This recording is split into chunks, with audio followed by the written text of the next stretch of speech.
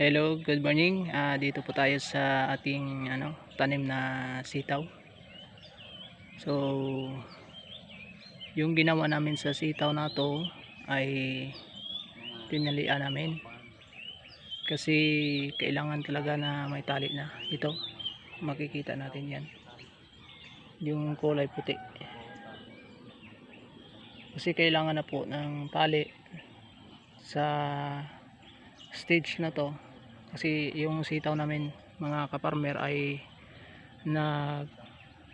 simula na nagbulaklak. So pag hindi namin nilagyan ng tali at itong mga kasi yung mga dati yung tali namin sira-sira na, so kailangan palitan.